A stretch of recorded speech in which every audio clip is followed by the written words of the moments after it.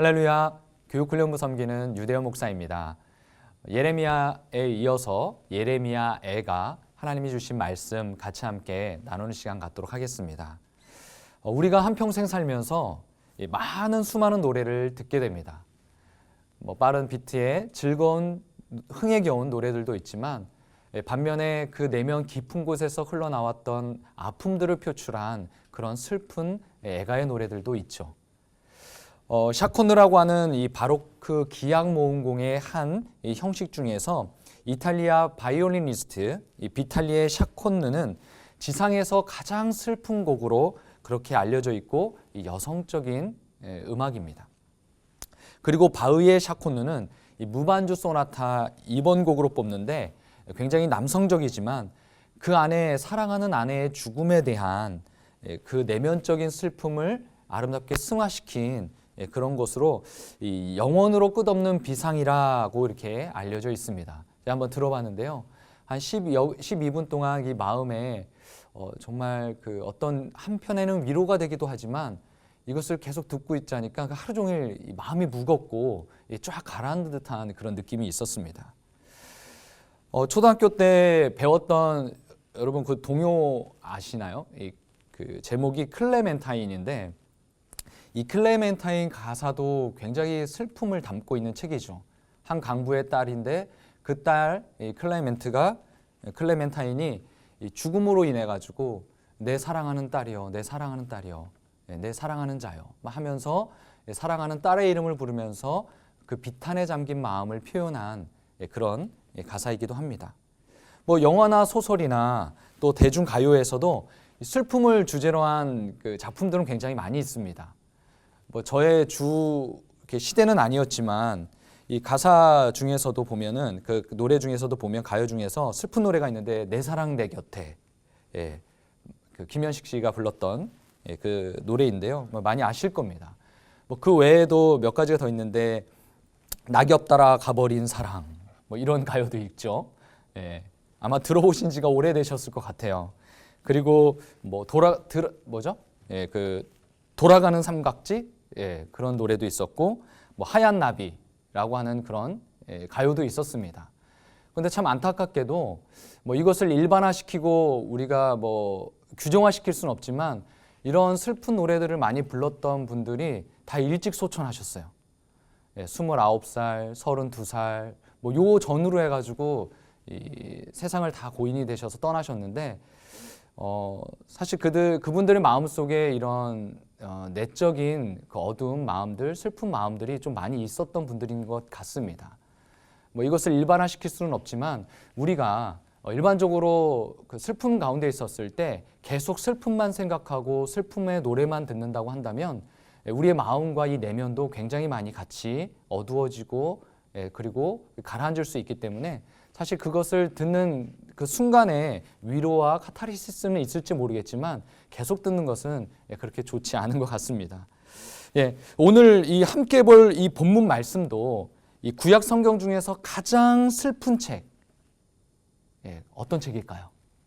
오늘 본문 말씀인 이 예레미야 애가를 꼽고 있습니다. 아마 구약 성경, 신약 성경 전체를 통틀어서라도 이 예레미야 애가가 가장 슬픈 책이다라고 말할 수가 있겠는데요. 이 히브리 제목은 엘카라고 합니다. 엘카의 뜻은 오 어찌하여라고 하는 그런 뜻인데 비가라고 하는 그런 의미를 갖고 있다고 하죠. 헬라어로는 트레노이라고 이렇게 번역이 되어 있는데 영어로 애가, 애가라고 되어 있습니다. 그래서 라멘트레이션이라고 되어 있는데요. 이 애가 슬픔을 노래한 시라고 이렇게 얘기할 수가 있겠죠.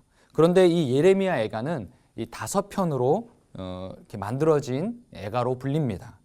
그래서 탄식시라고도 이렇게 불려지는데요. 눈물로 쓴 편지입니다. 말 그대로. 가요에도 보면은 그 눈물로 쓴 편지는 지울 수 없다라고 하는 그런 노래 가사도 있지 않습니까?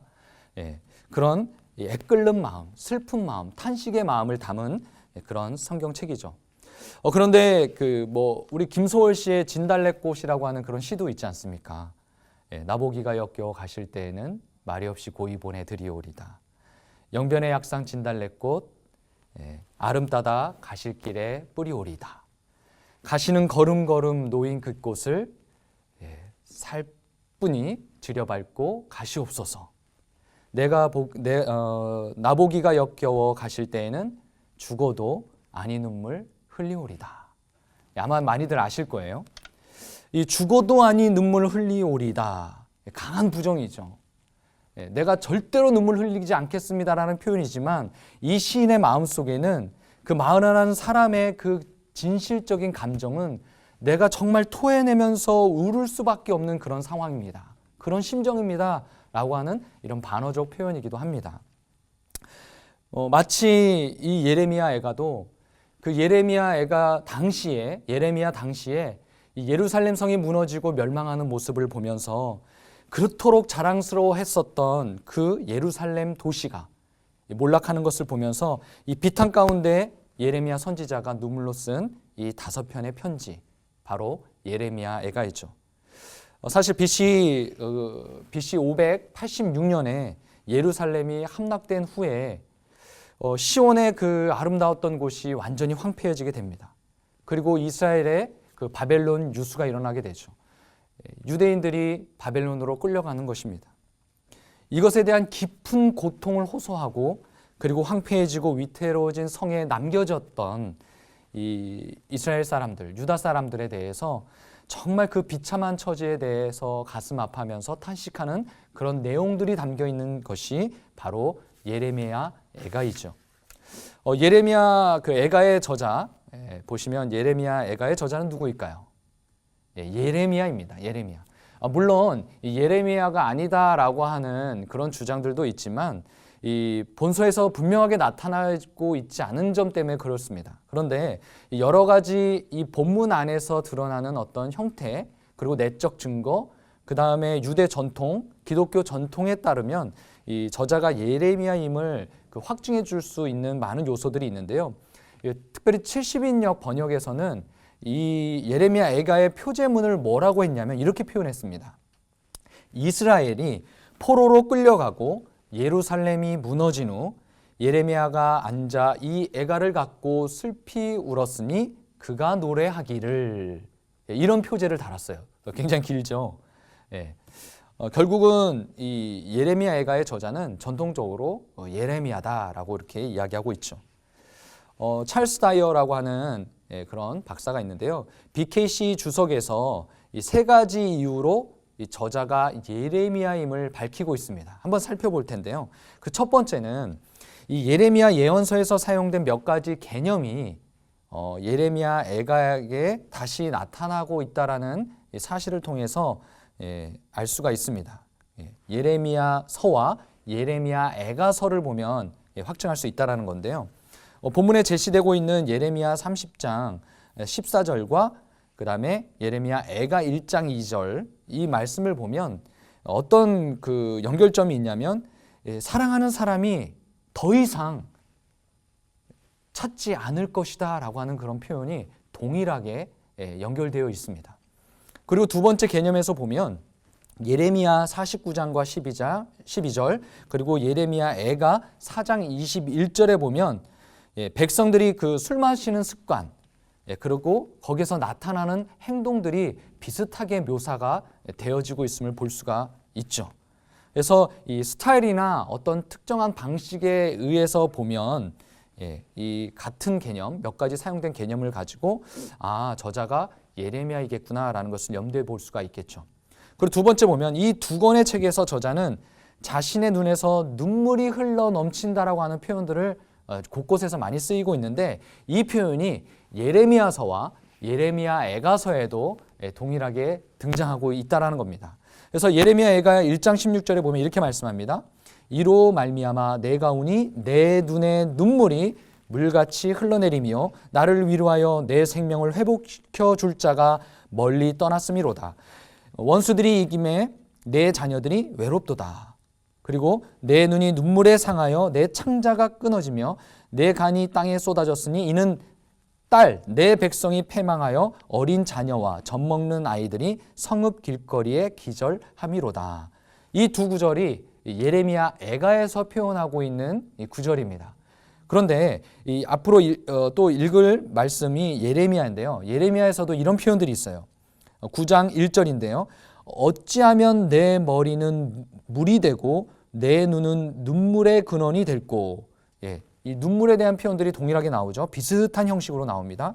그리고 나서 죽음을 당한 딸 내 백성을 위하여 주야로 올리로다.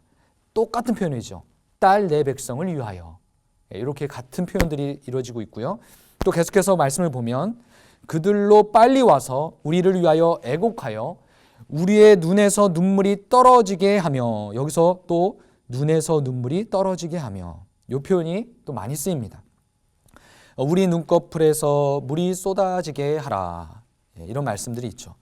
이런 비슷한 구조들의 말씀들의 표현을 보면서 이 저자가 예레미야일 것이다라는 것을 추정해낼 수 있습니다. 그리고 세 번째는요, 예레미야는 바벨론에 의한 예루살렘의 몰락, 이 멸망의 직접적인 목격자라는 것을 볼 수가 있는데요.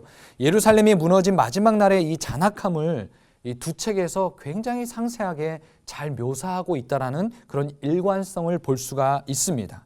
그 근거 구절들로는 예레미야의 19장 9절, 그리고 예레미야가 2장 또 4장에서 우리가 볼 수가 있죠. 이런 근거들을 통해서 우리가 예레미야 애가의 저자이다라는 것에 주장의 근거들을 살펴보았습니다. 특별히 이 예레미야 애가에서는 세 목소리를 우리가 볼 수가 있는데요. 첫째는 화자 겸 저자인 예레미야, 그리고 그 시온이죠. 의인화된 예루살렘을 의미합니다. 그리고 시온의 백성들, 이 예루살렘의 백성들, 유다 백성들을 찾아볼 수가 있죠. 그 화자를 중심으로 우리가 좀 더 살펴보았으면 좋겠습니다. 이어서 기록 연대와 배경을 우리가 살펴볼 수가 있겠는데요. 예루살렘 멸망 직후인 주전 586년 그 하반기에서 주전 585년 상반기에 이 기록이 쓰인 것 같다라고 하는 그런 내용입니다. 사실 이 기록 연대를 우리가 말하는 이유는 이것이 허구의 일들이 아니라 역사적인 사실이다라고 하는 것을 말씀드리기 위해서 계속해서 연도도 얘기하는 겁니다. 우리가 뭐 이렇게 외울 때, 저도 어렸을 때 또 이거 준비하면서 외웠을 때, 그 586년을 외울 때 어떻게 외우냐면 586 이렇게 외웠었어요. 어떤 뜻이냐면 이스라엘 백성들이 팔려가는구나 이런 한탄의 마음으로 586 이렇게 외웠었는데요. 그렇게 외우셔도 돼요. 그리고 실제로 우리가 그 세계 역사를 공부할 때 이 이스라엘의 멸망에 대한 기록들을 세계사에서도 동일하게 배우지 않았습니까? 세계사를 열심히 공부하셨던 분들은 아마 정확히 이 역사적 사실에 대해서 인지하고 있으실 거예요. 이 예레미야 애가는 이 예루살렘의 멸망을 구체적으로 잘 묘사한 책이기도 하죠. 이 예레미야는 당시 어떤 깊은 개인적 그리고 민족적 비탄을 이 시적으로 예레미야 애가를 통해서 표현하고 있습니다. 그래서 이 바벨론에게 그 함락을 당한 직후에 쓰인 것으로 보는 것이 굉장히 타당성이 있다라고 우리가 볼 수가 있는데요. 예루살렘은 주전 몇 년도라고요? 586년. 586년 여름에 함락되었기 때문에 우리가 주전 586년 하반기에서 585년 상반기에 기록한 것으로 추정할 수가 있습니다. 예레미야는 자신이 전했던 심판의 메시지가 그대로 이루어지는 것을 보면서 저 무너져서 없어진 이 예루살렘에 보면서 이 비탄한 마음 가운데 이 예레미야 애가를 기록했습니다. 예레미야 자신이 전했던 메시지가 뭐였습니까? 공의를 행하지 않는 이스라엘 백성들, 그리고 부도덕한 삶, 그리고 무엇보다 우상 숭배로 무너진 그 예루살렘을 비탄하는 마음으로 하나님의 메시지를 이스라엘 백성들에게 전했었죠. 그런데 어떻게 됐습니까?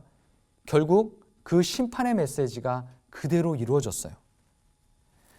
하나님께서 예루살렘 안에서 신실한 자 한 명만 있더라도 예루살렘이 멸망당하지 않을 것이라고 예레미야에서 5장 1절에 보면 말씀하셨거든요. 그런데 결국 예레미야는 유다의 종말을 예고한 대로 유다가 멸망하는 것을 볼 수밖에 없게 된 안타까움이 있는 것이죠. 그래서 예레미야 5장 30절로 31절에 보면 이런 말씀이 있어요. 이 땅에 무섭고 놀라운 일이 있도다. 선지자들은 거짓을 예언하며 제사장들은 자기 권력으로 다스리며 내 백성은 그것을 좋게 여기니 마지막에는 너희가 어찌하려느냐 이렇게 되어 있습니다. 참 예나 지금이나 별반 다른 게 없는 것 같습니다. 옛날에도 오늘 본문 말씀에 보면 예레미야 그 5장 30절, 31절 말씀에 보면 선지자들이 어떻게 돼요? 어떻게 하고 있습니까? 거짓 예언을 하고 있어요. 제사장들은 뭐 하고 있습니까? 자기 권력으로 다스린다라고 말씀하고 있습니다. 참 이것을 보면서 우리가 오늘날을 살아가고 있는 우리의 시대에도 이 교회 지도자들은 그 맡겨진 권력, 그 직분을 함부로 사용해서는 안 된다.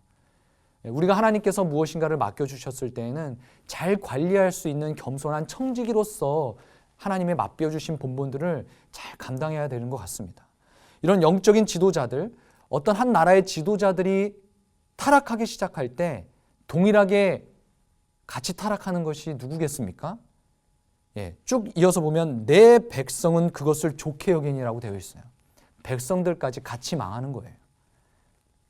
그래서 이 질문에 대한 우리가 대답을 볼 수 있다면 너희가 어찌하려느냐라고 하는 그 질문에 대한 대답을 본다면 유다는 하나님께 이 불순종한 대가를 톡톡히 치르는 고통을 받게 된 겁니다. 이 죄의 열매는 이 바벨론이 예루살렘 주변을 이렇게 포위하고 이 도시로 가는 모든 공급망을 다 차단했는데 그게 주전 588년이죠. 그때부터 시작되었어요. 예루살렘은 바벨론이 그 유다의 동맹국인 이 애굽을 물리쳤을 때 그때부터 이미 얼어붙기 시작했고 조금씩 파멸되기 시작하는 존재를 보이기 시작한 겁니다. 결국 예루살렘은 주전 586년에 완전히 붕괴되는 것이죠. 그래서 이 예레미야는 그 참상을 증거하고 있는 것입니다. 예레미야는 그의 그 자랑스러웠던 예루살렘이 그 무너지는 모습들을 보면서 아마도 그랬을 거예요. 그 황폐한 성 주변에 걸터 앉아서 정말 하염없는 눈물을 흘리면서 통곡하면서 이 예레미야 애가를 기록하지 않았겠습니까? 저는 이 고백을 보면서 우리의 삶도 마찬가지라고 생각합니다. 우리의 가정도, 우리의 교회도, 이 나라와 민족도 마찬가지 아니겠습니까? 하나님의 말씀에 불순종하며 산다면 심판이 불가피한 거죠. 하나님께서 다시 자비를 베풀기 전까지 먼저 심판의 때가 올 수밖에 없지 않겠습니까? 우리는 그것을 늘 깨어서 기억해야 할 것입니다. 자, 그래서 예레미야 애가서의 그런 기록과 연대 배경들을 보았고요. 몇 가지 특징들이 있습니다. 재미있는 특징들이 있는데요. 그 첫 번째가 예레미야 애가는 히브리 알파벳 순서를 따라서 아크로스틱으로 기록되어 있습니다. 이게 말이 어렵죠? 결국 그겁니다. 히브리서에는 22가지의 알파벳, 이 자음이 있습니다. 그래서 대학원 때 막 이렇게 학교 다닐 때 배우는데 알렙, 베트, 갈멧 뭐 이렇게 배우죠. 달렛 이렇게 배우는데 영어로 얘기하자면 A, B, C, D 이런 알파벳이에요. 그래서 마치 시편 119편에도 이 히브리 알파벳 22자의 순서에 따라서 성경 말씀이 쭉 나오거든요. 그런 형식과 같이 예레미야 애가서는 1장부터 4장까지를 보시면 그 순서를 따르고 있다는 겁니다. 마치 영어의 A, B, C, D 이런 순서를 따르고 있다는 것이죠. 그 첫머리가. 그래서 예레미야 애가 1장과 2장 그리고 4장은 각각 22절씩으로 되어 있습니다. 그렇죠? 히브리서 우리 알파벳이 22개라고 말씀드렸잖아요. 그리고 3장은 조금 다릅니다. 66구절이에요. 대신 똑같은 형식을 취하지만 어떻게 해요? 3구절씩 히브리 알파벳을 따라서 기록되어 있어서 66구절로 형성이 되어 있습니다. 그렇지만 마지막 장인 그 5장은 이 22절이기는 하지만 또 알파벳 순서를 완전히 따르지는 않았습니다. 어쨌든 전체적인 구성을 보면 이렇게 히브리 알파벳을 따라서 아크로스틱으로 기록되어 있다는 사실을 우리가 확인할 수가 있는데요. 이렇게 기록한 이유가 무엇이겠습니까? 이렇게 아주 세밀하고 계획된 구조를 통해서 이 본문의 저자가 이 해당되는 이 메시지를 좀 더 아주 논리적이고 그리고 뚜렷하게 전하기 위해서 이렇게 기록했다라고 볼 수가 있죠. 그래서 이렇게 기록된 그 내용을 통해서 그 당시에 겪고 있었던 그 고통의 극심함을 더욱더 강조하고 또 마치 시편 44편과 이 80편처럼 예배드릴 때 기도하거나 암송을 위한 그런 목적으로 이렇게 잘 기록되었을 것이다 라고 추정하고 있습니다. 그래서 이런 구조를 사용해서 어떤 의도를 전하고자 했겠습니까? 죄에는 반드시 고통이 따르고 심판이 있을 것이다 라고 하는 것을 강조하는 것이죠. 그래서 그 이스라엘 백성들이 이 예레미야 애가 이 22구절 히브리 알파벳 자신의 22구절의 알파벳을 생각할 때마다 어떤 생각이 들었겠습니까?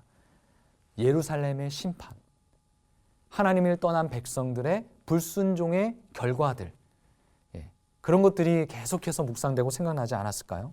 그랬을 것 같습니다. 자, 그리고 예레미야의 구조에 좀 특징이 있는데요. 교차대구법을 이렇게 사용하고 있습니다. 이 교차대구법이라고 하는 것이 이런 뜻이래요. 비슷하거나 상반된 것이 짝을 이루는 그런 형태라고 이렇게 얘기하고 있는데요. 이 예레미야에서의 이러한 구조는 그 히브리인들이 쉽게 기억할 수 있는 것을 도와줍니다. 그래서 죄에 대해서는 반드시 대가를 치르게 되어 있고 또 그 고통은 크다는 것을 정확하게 상기시켜주기 위해서 이런 교차대구법, 이런 그 기법들을 사용하는 것이죠. 그래서 1장은 예루살렘의 멸망, 22구절을 얘기하고 있고요. 또 2장은 하나님의 심판, 22절, 그리고 예레미야의 반응으로서 66절, 3장이죠. 66절을 사용하고 있고 또 하나님의 진노로 4장에서 그 내용을 담고 있고 22구절입니다. 그리고 5장에서는 유다의 소망의 기도로 22구절을 이렇게 담고 있죠. 그래서 서로 이렇게 교차되거나 비슷한 내용들을 이렇게 비교해서 설명하고 있는 장면이 바로 예레미야 애가의 구조입니다. 그리고 세 번째로 이 예레미야 애가는 신명기 28장에 나타난 저주의 성취를 보여주고 있습니다. 저주. 신명기 28장의 큰 테두리는 뭡니까? 하나님의 말씀에 순종하면 복되고 하나님의 말씀에 불순종할 경우에는 너희가 저주를 받을 것이다 라고 하는 내용이에요. 그래서 이 예레미야 애가에 나타난 예루살렘이 겪고 있는 이 고통은 그 일이 있기 전 900년 전에 모세에게 이미 하셨던 예언되었던 그런 말씀인 것이죠. 그래서 하나님께서 불순종에 대한 무서운 결과를 이미 예언하셨어요. 그리고 이 예언하신 저주를 지금 실행하고 계시는 것이죠. 그래서 이 유대 땅, 이 예루살렘 땅의 고난은 결국 죄의 결과였던 것입니다. 그 두 번째로는 하나님의 언약에 기인된 저주인 것이죠. 그래서 예레미야는 이 포로들을 향해서 신명기 28장의 교훈을 얻고 하나님께 제발 돌아오라고, 그것이 우리가 하나님의 백성으로서 살 길이라고 외치고 눈물을 흘리며 기도하는 것이죠. 그래서 이 예레미야 애가의 마지막 부분인데요. 예레미야 애가 5장 21, 22절 그 마지막 부분 정도에서 이렇게 보시면 이런 말씀이 있어요. 제가 읽어드릴게요. 여호와여, 우리를 주께로 돌이키소서. 그리하시면 우리가 주께로 돌아가겠사오니 우리의 날들을 다시 새롭게 하사 옛적 같게 하옵소서. 주께서 우리를 아주 버리셨사오며 우리에게 진노하심이 참으로 크시니이다. 이 기도는 이 포로들의 회복을 소망하는 그 믿음의 반응이자 절규이자 기도였다는 것을 우리가 알 수가 있습니다. 자, 이렇게 서론을 한번 쭉 살펴보았고요. 이제 구체적으로 하나님의 말씀을 우리가 살펴볼 텐데요. 우리 전체적인 그 풀숲의 개념으로 개관을 한번 살펴보도록 하겠습니다. 1장에서는요, 우리 전체적인 구성의 핵심 내용이 예루살렘의 멸망을 다루고 있습니다. 그래서 그 멸망의 초점은 무엇이냐면 예루살렘, 그 시온성, 아름다웠던 곳, 영광스러웠던 곳의 뭐예요? 황폐함에 대해서 말씀하고 있는 것이죠. 그래서 그것을 보면서 이 애도하는 마음을 강조하고 있고요. 누구도 살펴보지 않고 누구도 도움을 줄 수 없는 그 외로운 땅, 외로운 백성이 된 그 외로움에 대해서 감정을 토로하고 있습니다. 그리고 2장은 주님의 심판에 대해서 이야기하고 있고 초점은 하나님께서 이 예루살렘 땅 시온을 어떻게 형벌하시는지를 말씀을 하고 있고요. 그 상황 가운데 있는 그 예레미야의 마음, 그리고 예루살렘 시온 땅의 마음, 그 백성들의 마음의 통곡에 대해서 이야기하면서 하나님 어떻게 우리가 이 땅이 이렇게 될 수가 있습니까? 라고 하는 그런 한 분노의 마음, 안타까운 그 분노의 마음들을 표현하고 있죠. 3장에서는요. 예레미야 개인의 비탄의 모습의 고백들이 많이 있습니다. 그러면서도 하나님의 그 신실하심, 심판도 또 다시 회복하게 하실 것도 그 소망도 하나님께 있음을 신실하게 고백하죠. 그 신실하심, 하나님의 신실하심을. 그래서 강조점은 슬픔이 있고 비탄이 있지만 소망이 담겨져 있습니다. 물론 그런 소망이 있지만 이 예루살렘에 일어난 이 모든 일들의 멸망의 모습들을 보면서 그 마음은 비탄의 감정들이 계속 표출되고 있죠. 4장은 주님의 진노하심입니다. 주님의 분노가 초점이 되어 있어요. 그 가운데에서 하나님께서 이스라엘 땅을 어떻게 인도하셨고 어떻게 말씀하셨는지 옛날을 회상하는 장면들도 나오고 그 진노하심 가운데 그 땅의 회복을 위한 그 절박한 심정이 여기에 담겨져 있죠. 그리고 마지막 5장은 유다의 기도입니다. 유다가 기도했다는 것이 아니라 예레미야가 유다의 그 땅의 소망을 바라보면서 기도하고 있는 그런 장면입니다. 그래서 초점은 기도예요. 기도. 회복을 위한 기도이고요. 그 마음의 곤고한 마음, 아픈 마음을 마음껏 쏟아내면서 소망을 위해서 기도하고 있는 장면이 나타납니다. 전체적인 예레미야 애가의 구성은 이렇게 되어 있다는 것을 보시고 이 개관의 내용의 그 틀 안에서 우리가 좀 더 구체적으로 살펴보도록 하겠습니다. 자, 첫 번째 1장인데요. 예레미야 애가의 1장은 첫 번째 예루살렘의 멸망이라고 했습니다. 예레미야는 예루살렘의 상태에 대해서 먼저 슬퍼하고 있는데요. 1절로 11절까지의 말씀을 통해서 그 상태를 표현하고 있습니다. 예레미야는 한때 번영했던 도시, 주변국들의 이방 땅들이 부러워했던 도시, 그 도시에 멸망하는 가는 그 장면을 보면서 고통하면서 애도하고 있습니다. 그래서 그 표현을 1절과 2절에 표현하고 있는데요. 이렇게 말하죠. 슬프다 이 성이여, 전에는 사람들이 많더니 이제는 어찌 그리 적막하게 앉았는고, 전에는 열국 중에 크던 자가 이제는 과부같이 되었고, 전에는 열방 중에 공주였던 자가 이제는 강제 노동을 하는 자가 되었도다. 밤에는 슬피 우니 눈물이 뺨에 흐름이여, 사랑하던 자들 중에 그에게 위로하는 자가 없고 친구들도 다 배반하여 원수들이 되었도다. 아멘. 여기다 슬프다라고 하면 선언하면서 하죠. 여기 슬프다라고 이렇게 표현하고 있는 이 원어를 보면 예카입니다. 슬프다, 장송곡을 의미한다고 합니다. 그래서 예루살렘의 멸망에 대한 장송곡의 마음, 그 마음으로 하는 것이죠.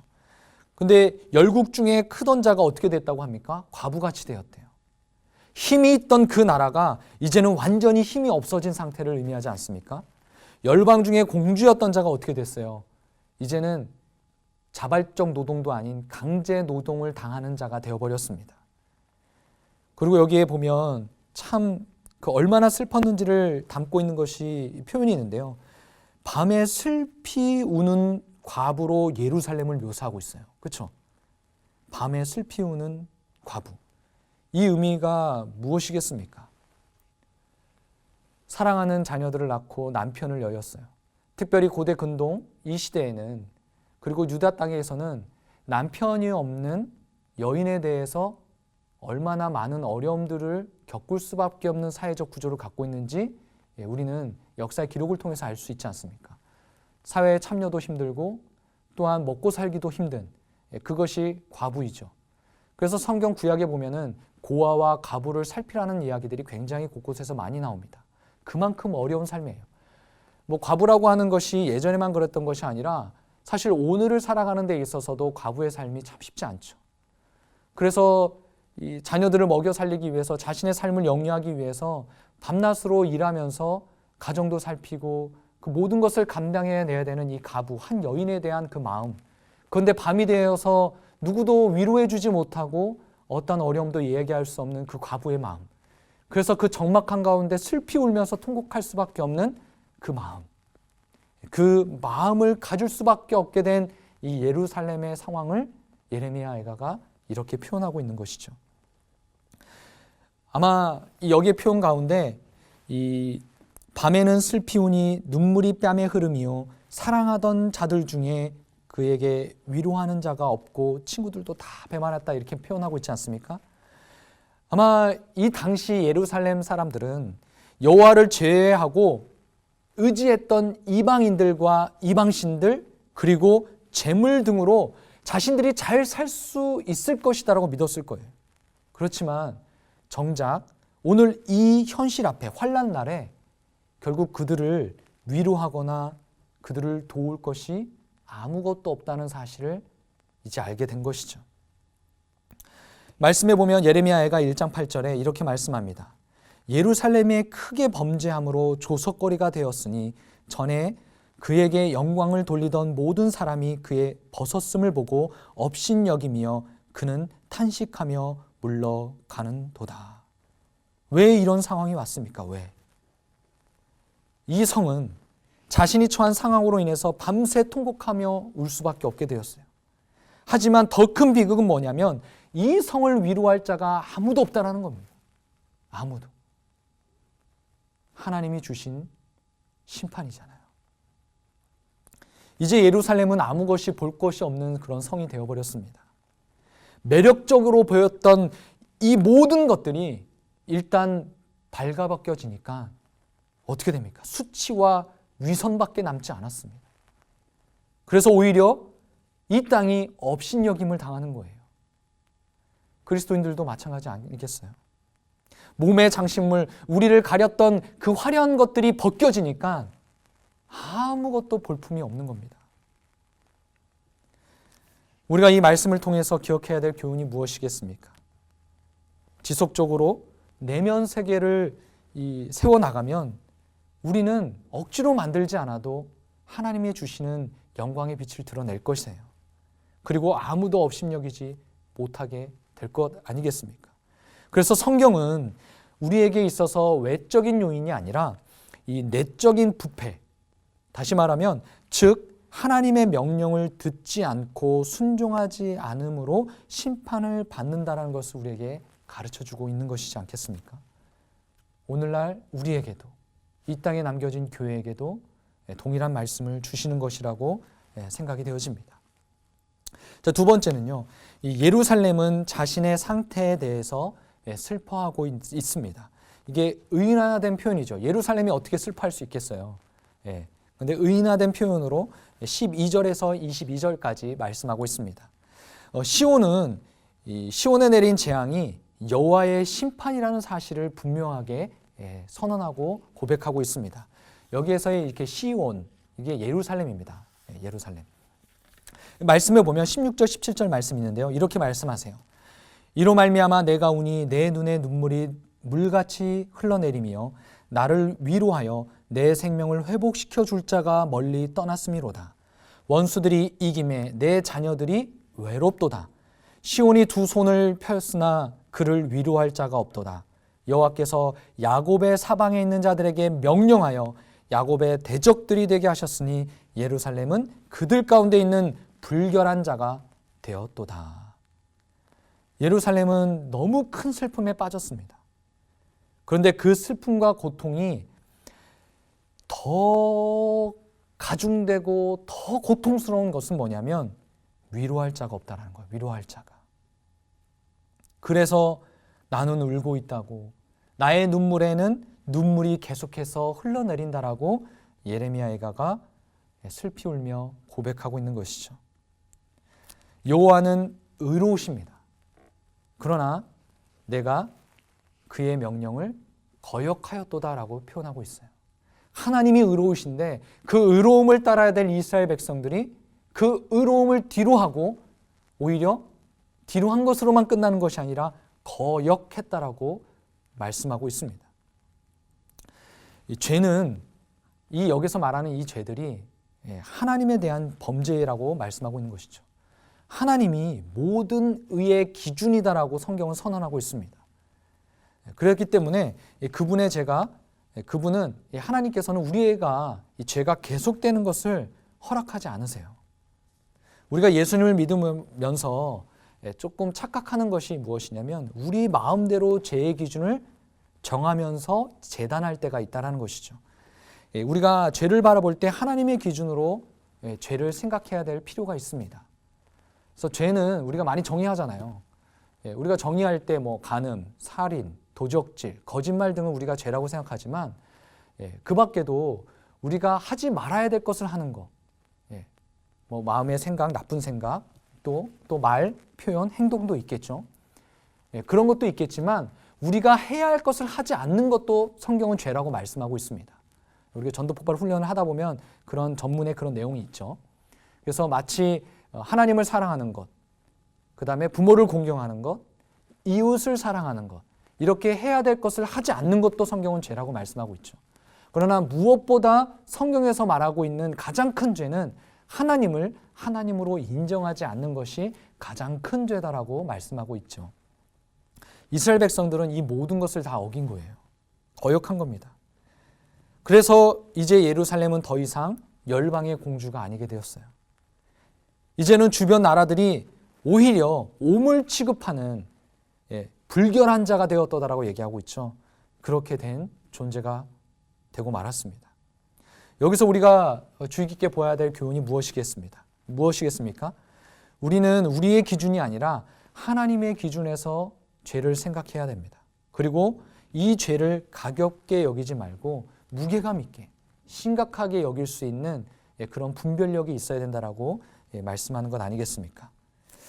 매일 아침 또 우리가 말씀을 묵상하면서 우리의 죄성을 돌아보지 않습니까? 그럴 때마다 하나님 편에서 하나님의 말씀 안에서 우리의 삶을 말씀 안에서 조명하면서 지금 나의 삶이 하나님 앞에서 어떤가를 돌아볼 필요가 있다는 것이죠. 하나님을 의식하는 삶, 하나님 앞에 서 있는 코람데오의 삶을 살 수 있도록 우리는 그렇게 생각하면서 하나님 앞에 회개할 수 있어야 되겠습니다. 자, 이제 예레미야 애가 2장입니다. 예레미야 애가 2장의 그 주제는 무엇이었습니까? 핵심 주제는 주님의 심판입니다. 예레미야는 여호와의 진노하심의 결과를 1절로 10절까지 잘 드러내고 있는데요. 이 자신들의 백성을 향한 하나님의 그 열망이 무엇인지를 사실 이 말씀 속에서 볼 수가 있어요. 그 하나의 명료하고 도전적인 명령에 의해서 요약될 수가 있는데요. 베드로전서 1장 14절과 15절 말씀을 한번 같이 읽어보겠습니다. 자, 시작. 너희가 순종하는 자식처럼 전에 알지 못할 때에 따르던 너의 사욕을 본받지 말고 오직 너희를 부르신 거룩한 이처럼 너희도 모든 행실에 거룩한 자가 되라. 이렇게 되어 있습니다. 우리가 이전에는 너의 사욕, 우리의 사욕을 따랐지만 그것을 본받지 말고 이제 예수 그리스도 안에서 선 그리스도의 백성, 하나님의 백성이 된 이후에는 15절 말씀처럼 거룩한 이처럼 모든 행실에 거룩한 자, 다른 말로 뭡니까? 구별된 자가 되라라고 말씀하고 있습니다. 하나님의 가치관을 갖고 살아가라라고 말씀하고 있죠. 그것이 인류를 향한 하나님의 열망이자 하나님의 백성을 향한 하나님의 열망이다라고 말씀하고 있는 것이죠. 이 하나님의 진노의 불은 이 성전과 성벽을 모두 무너뜨렸어요. 이스라엘 백성에게는 슬픔과 애곡만이 남게 되었죠. 우리 그리스도인들이 하나님의 방식을 따르지 않고 자기 방식을 따르게 되면 결국 심은 대로 거두게 되어 있습니다. 예루살렘은 정말 심은 대로 하나님의 예언의 언약된 말씀대로 그것을 거두고 있는 중인 거죠. 이 부분은 심판을 받아 예루살렘 성이 정말 조직적으로 말씀대로 파괴되는 것을 의인화하고 있습니다. 이 2장은 시인이 3인칭 화자로 등장하면서 시온과 예루살렘과는 약간의 거리를 두고 그 상황을 설명하고 있다는 특징을 갖고 있죠. 그래서 1절과 2절에 보시면 예루살렘, 이 시온에는 영광과 독특한 영향력이 다 사라졌다라고 그렇게 말하고 있습니다. 예레미야 애가 2장 1절 한번 제가 읽어드리겠습니다. 슬프다. 주께서 어찌 그리 진노하사 딸 시온을 구름으로 덮으셨는가. 이스라엘의 아름다움을 하늘에서 땅에 던지셨으며 그의 진노의 날에 그의 발판을 기억하지 아니하셨도다. 이렇게 되어 있습니다. 여기서 딸 시온을 구름으로 덮으셨는가 이렇게 되어 있죠. 사실은 성경에서 이전에 나왔던 구름이 임재하였다라는 사실은 주로 어떤 의미가 있습니까? 하나님께서 보호하시고 임재하셨다는 상징으로 구름이 임했죠.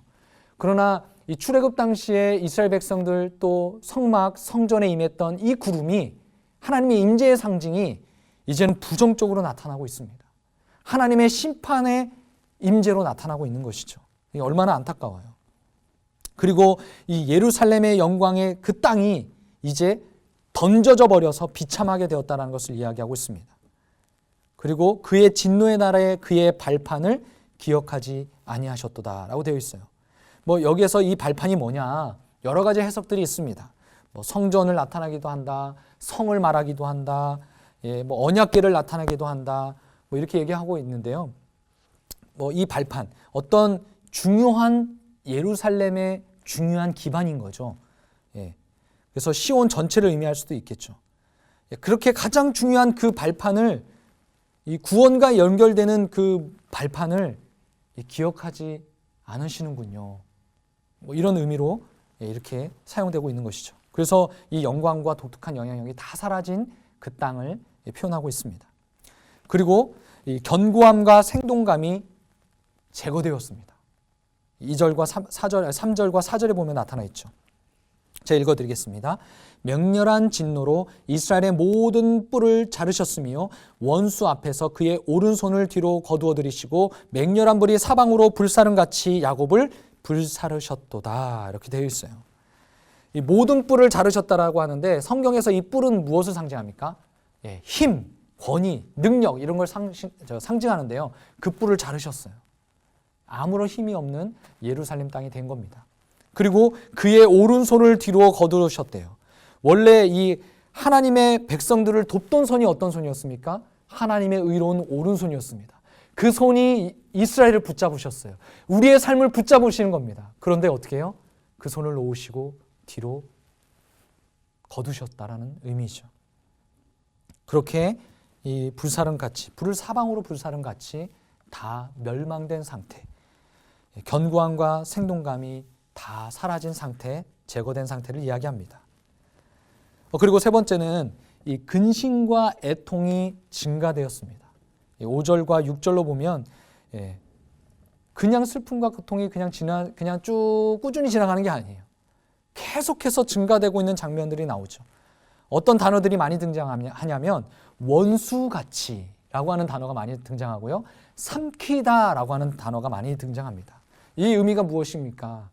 여호와께서 완전히 파괴하셨다라고 하는 그런 의미가 담겨 있는 것이죠. 그 결과 그 땅에 있는 유다는, 이스라엘 백성들은 결국 슬픔과 애통에 더욱더 가중된 고통을 감내해야 되는 상황에 처해 있는 겁니다. 그리고 네 번째는 버림받음의 상처와 공허감이 생겼습니다. 7절과 8절이죠. 그래서 표현은 어떻게 하고 있냐면 시온에서 더 이상, 예루살렘 땅에서 더 이상 절기와 안식일을 지킬 수 없게 되었습니다. 그리고 왕과 제사장은 치욕을 당하는 장면들이 고백되고 있죠. 완전히 버림받은 상태입니다. 우리가 이 땅을 살면서 우리도 마찬가지잖아요. 우리가 느끼는 감정 중에 가장 힘든 감정 중에 하나가 있다면 뭐겠습니까? 버림받음 아니겠어요? 버림받음. 뭐 이렇게 우리가 TV나 또 주변에 그 입양하는 그 입양아에 대한 이야기를 많이 듣죠. 그래서 뭐 미국에서 입양되었다가 한국 고국 땅에 와서 부모를 찾는 장면, 뭐 이런 장면들을 우리가 간혹 가끔 보는데, 뭐 이런 고백을 들었어요. 나는 미국에서 좋은 양부모를 만나서 이렇게 잘 성장했지만 여전히 내가 이해할 수 없는 것은 부모가 날 왜 버렸는지 이해가 되지 않습니다.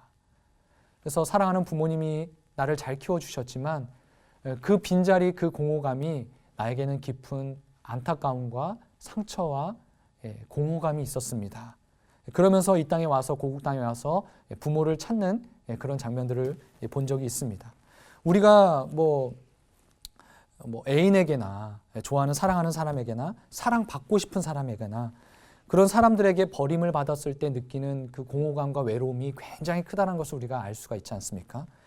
그렇게 이 예루살렘 땅이, 시온이 버림받게 된 겁니다. 자, 그리고 다섯 번째로 비전과 목적이 사라짐으로 인해서 마음이 완전히 깨진 상태를 이야기하고 있습니다. 그 완전히 깨진 상태. 모든 비전, 모든 소망이 다 사라진 상태를 말하고 있는 것이죠.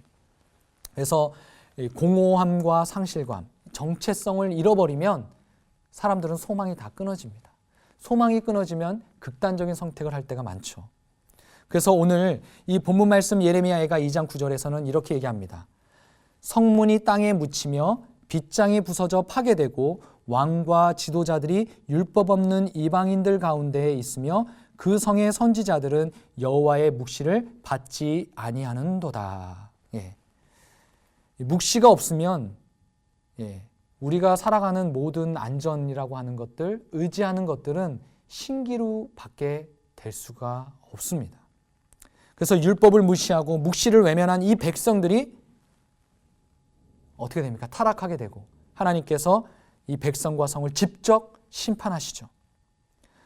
그래서 이 말씀을 통해서 우리가 받는 교훈이 무엇이 있겠습니까? 많은 교훈이 있겠지만 제가 주는 쾌락, 제가 주는 어떤 유익들, 제가 주는 순간의 즐거움은 있지만 치러야 할 대가가 너무 크다라는 거예요. 뭐 이런 경험 안 해보셨어요? 이런 경험 우리가 다 해봤잖아요. 제가 주는 것이 죄에는 쾌락이 있습니다. 즐거움이 있어요. 카타르시스가 있습니다. 그런데 성경 말씀 히브리서 11장 23절 26절에 보면 모세의 이야기를 쭉 하다가 죄악의 낙을 누리는 것보다 라고 이렇게 표현이 되어 있죠. 죄에는 낙이 있어요.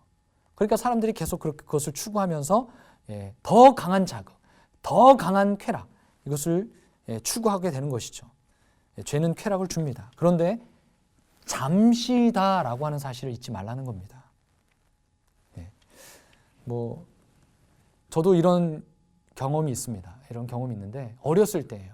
이것과 뭐 아주 이렇게 밀접하게 연결되어 있을까라고 하는 것은 조금 연결설상에서 모르겠는데 제가 어렸을 때 초등학교 1, 2학년 때인가요? 그때였던 것 같아요. 그때 친구 집이 조금 잘 살았습니다. 그래서 친구 집에 가서 이렇게 막 놀고 있었는데 그 부엌의 한 장에 한 현금이 5,000원이 있는 거예요. 그런데 이제 이 친구가 이거 가지고 우리 맛있는 거 사 먹고 오락실에 가서 오락도 하자고 막 이렇게 얘기하는 거예요. 근데 당시에 그 오락실이 10원, 조금 이렇게 표현이 잘 돼 있는 재미난 게임이 한 30원 정도 됐거든요. 그러니까 이 5,000원이라고 하는 돈이 얼마나 큰 돈입니까? 그래서 제가 얘기했죠. 아니 이렇게 큰 돈을 어떻게 함부로 쓰냐고, 엄마가 알면 얼마나 혼나겠냐고 그랬더니 친구가 괜찮대요. 괜찮다고 하니까 반신반의 하면서 그래 뭐 그러면 나가서 같이 놀자 뭐 이렇게 해가지고 나갔습니다. 그래서 뭐 맛있는 것도 사 먹고 오락실에 가가지고 오락도 열심히 하고 있었죠. 근데 뭔가 느낌이 싸해지는 거예요. 근데 그 순간 갑자기 등에서 불이 임한 겁니다. 그 어머님이 오셔서 제 친구하고 저와의 등짝을 팍 때린 거예요. 그래서 깜짝 놀라가지고 끌려갔죠. 끌려가서 엄청 혼났습니다. 엄청 혼나가지고 결국 저희 어머니도 불렀죠. 그래서 저희가 그때 당시에 처음으로 채찍을 맞았습니다. 혁대로 채찍을 맞았어요. 그 뒤로 참 이렇게 안타까운 게 그 친구하고 관계가 많이 이렇게 깨어져 버려가지고 점점점 멀어진 그런 안타까운 경험이 있습니다. 뭐 이것이 밀접하게 연결이 되는지 모르겠지만 돈 쓸 때는 너무 좋았어요. 너무 즐거웠습니다. 근데 정말 그 잠시의 즐거움, 쾌락은 잠시라는 거죠. 잠시. 죄에는 결과가 따릅니다. 그래서 이 예레미야는 2장 11절 19절로 보면 자신의 비탄을, 하나님의 심판에 대한 그 결과에 대한 비탄을 쏟아내죠. 그래서 이 비탄의 내용이 이렇게 되어 있어요. 11절로 12절 말씀인데 한번 같이 읽어볼게요. 함께 읽겠습니다. 내 눈이 눈물에 상하며 내 창자가 끊어지며 내 간이 땅에 쏟아졌으니 이는 딸 내 백성이 패망하여 어린 자녀와 젖먹는 아이들이 성읍 길거리에 기절함이로다. 그들이 성읍 길거리에서 상한 자처럼 기절하여 그의 어머니들의 품에서 혼이 떠날 때에 어머니들에게 이르기를 곡식과 포도주가 어디 있느냐 하는도다. 굉장히 슬픈 내용 아닙니까? 전쟁으로 인해서 군인, 노인, 청년, 아이들까지도 굶어 죽는 일들이 막 일어나기 시작한 거예요. 그리고 이 시온의 사람들, 예루살렘 성에 있는 하나님의 사람들이라고 하는 이 이스라엘 백성들이 조롱거리가 됩니다. 생각해 보세요. 어린이들이 양식을 위해서 막 부르짖어요. 엄마 배고파요. 아빠 배고파 죽을 것 같아요. 이러는데 부모가 해줄 수 있는 게 아무것도 없는 상태. 그런 비참한 상황을 이렇게 그리고 있는 것이죠. 이 심판은 유다 땅, 이 유다 백성들의 불순종 때문에 하나님께로부터 온 심판의 결과였습니다. 백성을 위해서 울던 이 선지자는 백성에게 회개할 것을 촉구하고 있는 것이죠. 한없는 눈물을 흘리면서. 그래서 이렇게 선언합니다. 그들의 마음이 주를 향하여 부르짖기를 딸 시온의 성벽아 너는 밤낮으로 눈물을 강처럼 흘릴지어다. 스스로 쉬지 말고 내 눈동자를 쉬게 하지 말지어다. 예. 하나님의 도우심을 구하라고 유다 땅 이스라엘 백성들에게 그렇게 요청하고 촉구하고 있는 것 아니겠습니까? 울음은 절대적이라고 할 수는 없지만 회개의 상징이기도 합니다. 마음속 깊은 곳으로 죄의 토해냄을 통해서 나오는 하나님 앞에서의 절규, 그 눈물이 있어야 된다는 것이죠. 그래서 이 말씀을 통해서 주시는 교훈이 무엇입니까? 지속적으로 하나님의 경고를 무시하면 우리가 마땅히 받아야 하는 이 교훈을 배우기 위해서 하나님은 때로 용광로에서 아주 뜨거운 맛을 보게 만드실 것이라는 거예요. 우리의 못된 습성, 죄에 대해서 끊임없이 말씀해 주시고 주변 사람을 통해서 우리의 상태를 보게 하시고 또 멘토나 또 영적인 지도자나 소그룹을 통해서 말씀을 통해서 그렇게 계속해서 말씀을 하시는데 듣지 않는다면 하나님이 하나님의 용광로에서 아주 뜨거운 맛을 보게 하실 때가 있다라는 것입니다. 인간이 해결할 수 없는 수많은 일들이 우리 안에 닥친다면 우리는 어떻게 돼요? 그냥 그 빈손을 들고 하나님 앞에 나아가서 기도하는 것, 그것뿐이 없다라는 것이죠. 회개해야 됩니다. 회개. 자, 세 번째, 예레미야는 예루살렘의 원망 어린 탄원을 그리고 있습니다. 20절 말씀에 이런 내용이에요. 주께서 누구에게 이같이 행하셨습니까? 주님이 이렇게 이런 고통을 다른 누구에게 언제 이렇게 하신 적이 있습니까? 이렇게 질문하죠. 이게 결국 뭐예요? 하나님, 이스라엘 이 땅을 너무 심하게 다루신 것 아니에요? 그런 의미를 수사학적 질문으로 이렇게 말하고 있는 것이죠. 21절에 보면 이렇게 말씀합니다. 늙은이와 젊은이가 다 길바닥에 엎드러졌사오며 내 처녀들과 내 청년들이 칼에 쓰러졌나이다. 주께서 주의 진노의 날에 죽이시되 긍휼히 여기지 아니하시고 도륙하셨나이다. 계속해서 이 참담한 상황에 대해서 비탄해하고 있는 그런 장면들을 계속해서 우리가 볼 수가 있는 것이죠.